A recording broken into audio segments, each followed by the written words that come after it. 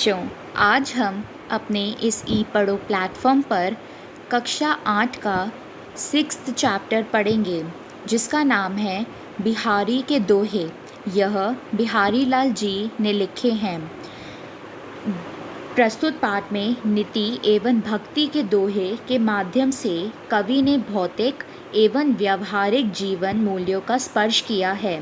भौतिक मतलब सांसारिक या फिर संसार से संबंधित, और व्यवहारिक मतलब व्यवहार योग्य या व्यवहार से संबंधित।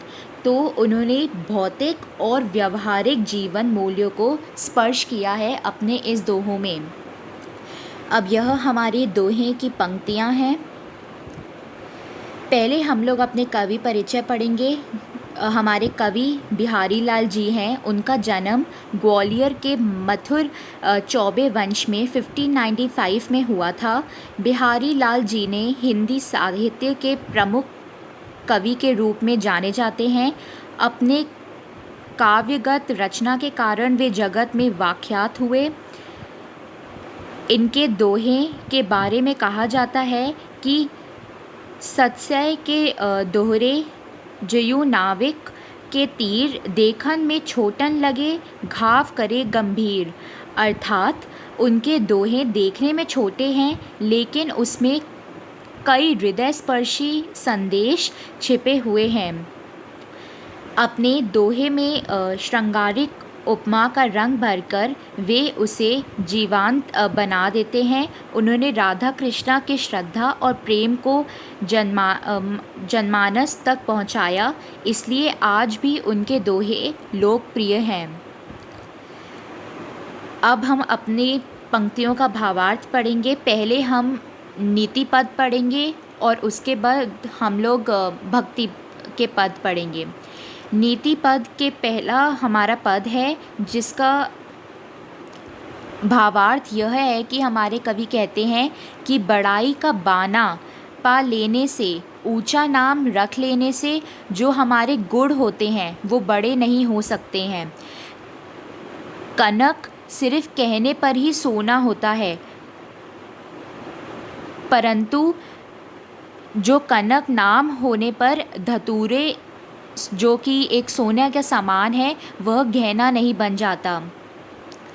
अब हमारा दूसरा पद यह है कि नदी, कुआं, तालाब और बावरी कितने ही गहरे हो या फिर उथले हो, उसके द्वारा जिसका प्यास बुझ जाए या शांत हो जाए, वह उसके लिए समुद्र के समान होता है।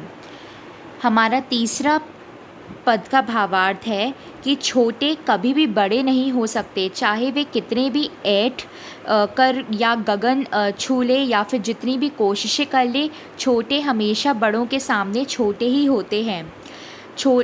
इसी प्रकार से उन्होंने एक उदाहरण दिया है कि छोटी वस्तु जो होती है वो कभी भी बड़ी नहीं हो सकती, चाहे उसे कितना भी आंखें फोड़कर या कितने ही ध्यान से क्यों ना देख लिया जाए, छोटी वस्तु हमेशा बड़ी वस्तु के सामने छोटी ही लगती है।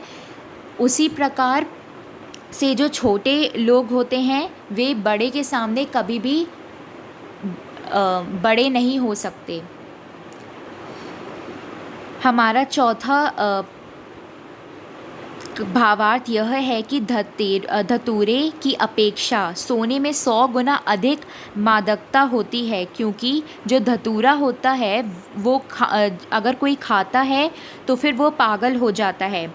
उसी प्रकार से स्वर्ण या सोना जो होता है, उसकी प्राप्ति के बाद या फिर सोना जब घर पे ज़्यादा हो जाए या किसी के पास ज़्यादा हो जाए, तो वह व्यक्ति भी घमंडी हो जाता है और इसी से वे पागल कहलाता है।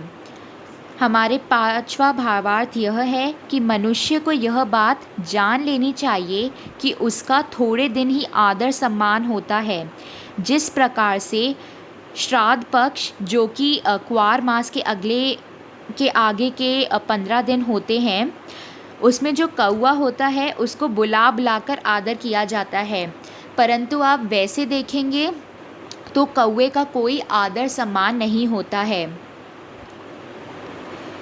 अब हम लोग अपनी भक्ति के पद पढ़ेंगे, जिसमें हमारा पहला पद का भावार्थ यह है कि हे रघुराई, आपने गरीब के बंधु बनकर संसार सागर से पार उतार दिया है।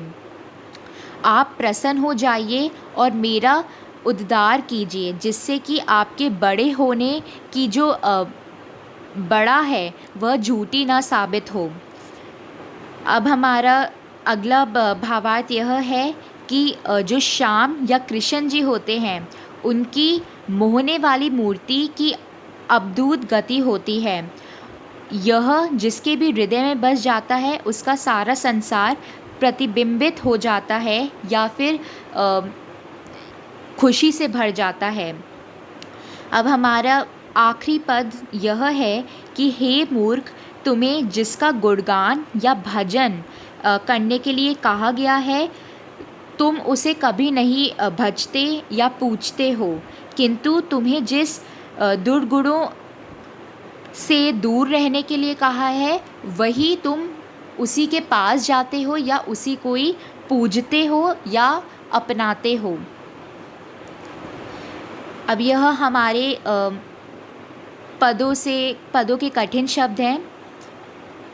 विरध मतलब यश, ओथ्रु मतलब उथला, बाई मतलब बापी या बावली, सतरहवे मतलब ऐंठ कर, लगाओ मतलब छूने लगे, कनक मतलब सोना या धतूरा, नैकुहू मतलब थोड़ा सा, टूठे मतलब प्रसन्न होकर, ताते भजियो मतलब उससे दूर भाग गए, दूरी भजन जाते मतलब दुर्गुणों से दूर भागने या रहने के लिए, गवान मतलब ए मूर्ख, तूने उसी का भजन किया अर्थात उन्हीं दुर्गुणों को अपनाया।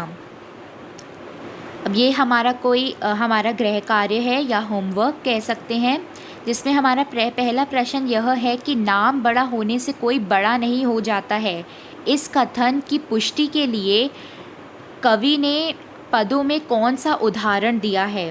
हमारा दूसरा प्रश्न यह है कि कवि ने नदी, कूप, सर और बावली किस स्थिति में सागर के समान माना है या फिर कहा गया है। हमारा तीसरा प्रश्न यह है कि कृष्ण की मोहन मूर्ति क्यों अद्भुत है। धन्यवाद।